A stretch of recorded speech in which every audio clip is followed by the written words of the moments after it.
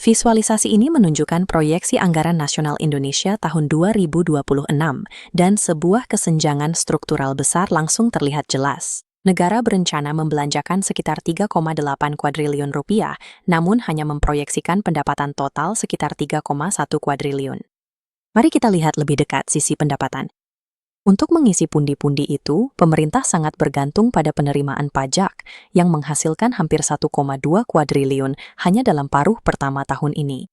Pendapatan pajak tersebut kemudian langsung digunakan kembali untuk menutupi pengeluaran rutin dan membayar utang berbunga yang sudah ada. Hal ini menciptakan sistem tertutup yang dikenal sebagai negara pemungut. Ini adalah model ekonomi di mana negara berkembang bertahan hidup, terutama dengan mengambil modal dari warganya sendiri dan menambah utang, bukan dengan menciptakan kekayaan baru.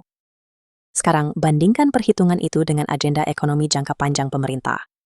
Tujuan yang dinyatakan adalah meningkatkan rasio nasional wirausahawan dari sekitar 3,7% menjadi 16% pada tahun 2045. Cetak biru Peradaban Universal Indonesia membahas secara tepat ketidaksesuaian ini. Teks tersebut berpendapat bahwa mencapai rasio wirausahawan 16% secara matematis mustahil di bawah paradigma negara pemungut saat ini. Meningkatkan produksi nasional hingga 4 kali lipat membutuhkan perubahan logika internal negara, dari yang hanya mengumpulkan menjadi yang memproduksi. Ini adalah perubahan dalam mekanisme penciptaan nilai.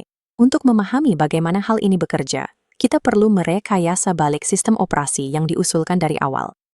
Kita harus menelusuri aliran modal, dimulai dari mesin moneter yang berdaulat, menyalurkannya melalui institusi publik yang sangat terspesialisasi, dan berakhir pada bentuk baru hak milik regeneratif. Cetak biru ini melampaui sekadar penyesuaian kode pajak dan berfokus pada bagaimana negara menambatkan nilai kedaulatan dan mendistribusikannya kepada masyarakat. Setiap arsitektur makroekonomi harus dimulai dari fondasinya, yaitu bank sentral, dan aturan-aturan spesifik yang menentukan bagaimana uang diciptakan. Cetak biru ini mengusulkan sebuah mesin moneter yang disebut UMTI. UMTI berfungsi sebagai sistem tertutup di mana penciptaan mata uang benar-benar terikat pada aset domestik yang terukur dan kapasitas produktif, bukan pada pengeluaran politik yang bersifat diskresioner. Dalam model ini, setiap ekspansi moneter harus melewati 7 pengaman yang ketat. Pengaman pertama mengaitkan likuiditas baru secara langsung dengan kapasitas fisik. Likuiditas ini dibatasi oleh ketersediaan bahan baku, tenaga kerja, dan energi. Jika tekanan inflasi muncul, sebuah mekanisme deflasi otomatis akan memicu penarikan matematis untuk menarik kembali likuiditas dari perekonomian. UMTI mengaitkan uang kedaulatan dengan batas fisik produksi. Ini mengubah mata uang dari komoditas spekulatif menjadi instrumen yang mengikuti hukum fisika ekonomi. Hal ini menciptakan risiko fiskal langsung bagi pemerintah. Jika UMTI difokuskan untuk mendorong produksi jangka panjang, bagaimana pemerintah membiayai operasional hariannya tanpa bergantung pada pajak besar-besaran? Neraca dinamis ini memperkenalkan konsep negara produsen. Ini mengalihkan ketergantungan dari pemungutan pajak ke kepemilikan aset produktif. Pajak tidak dihapuskan secara tiba-tiba. Beban pajak hanya akan dikurangi ketika sumber pendapatan alternatif ini secara fisik telah menggantikan volume modal yang sama persis. Mesin pendapatan baru yang pertama berasal dari restrukturisasi dukungan negara. Ketika pemerintah mendukung proyek korporasi besar, dukungan tersebut diubah menjadi ekuitas permanen. Untuk ekstraksi sumber daya alam, negara menerapkan royalti progresif yang agresif dikaitkan dengan dampak lingkungan dan keuntungan. Mesin kedua menangkap hasil dari aset publik. Ini mencakup dividen dari badan usaha milik negara, biaya lisensi dari kekayaan intelektual publik, dan pendapatan dari pusat data nasional. Negara produsen mengatasi defisit fiskal dengan beroperasi sebagai investor berdaulat. Alih-alih semakin membebani warganya, pemerintah nasional kini secara sistematis mengamankan potensi produktif dari ekonominya sendiri. Setelah tingkat makro terdanai, kita harus melihat distribusinya. Bagaimana likuiditas UMTI yang baru didukung ini benar-benar dapat menjangkau 16% wirausahawan masa depan tanpa terhalang oleh metrik perbankan retail konvensional. Sebuah arsitektur institusional khusus menyalurkan modal melewati hambatan tradisional.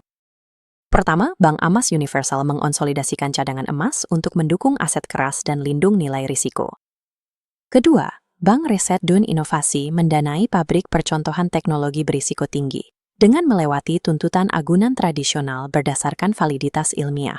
Terakhir, Bank Peradaban mengelola fase penskalaan.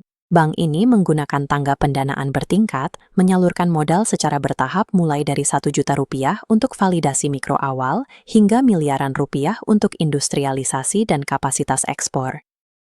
Node-node khusus ini berperan sebagai penyerap risiko nasional. Mereka memungkinkan negara membiayai jenis inovasi teknologi mendalam dan industri yang secara konsisten dihindari oleh bank retail komersial. Mengalokasikan modal secara efisien hanyalah setengah dari persamaan. Jika output fisik di lapangan tetap bersifat ekstraktif semata, sistem tetap akan gagal.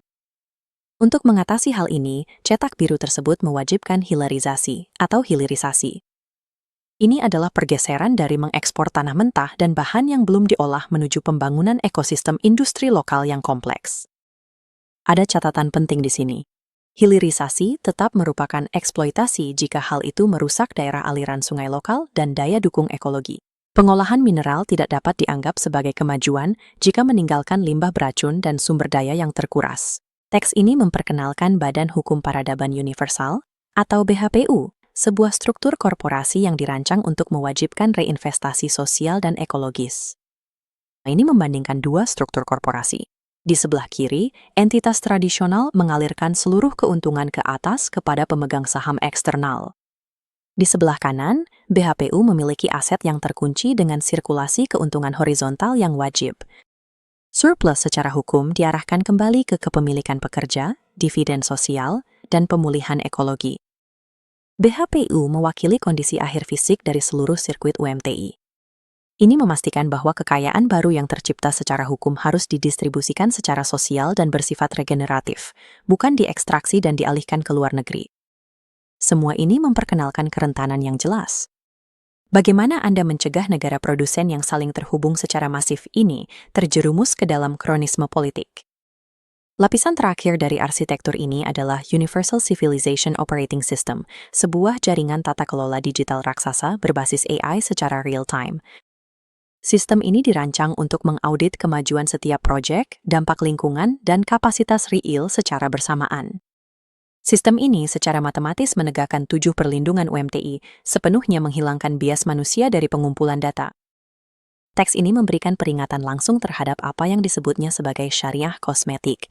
Anda tidak bisa begitu saja menempelkan istilah-istilah Islam pada sistem birokrasi lama berbasis utang dan mengharapkan hasil yang berbeda. Realitas matematis yang mendasarinya harus diubah. Cetak biru ini menuntut ketelitian ilmiah yang ketat, validasi data independen, dan pemisahan mutlak antara pendanaan politik dan distribusi kredit negara. Ketika Anda melihat arsitektur ini secara keseluruhan, ke-16, kedaulatan nasional bertumpu pada keselarasan institusional antara suplai uang suatu negara, batas-batas ekologisnya, dan potensi produktif rakyatnya yang dibebaskan.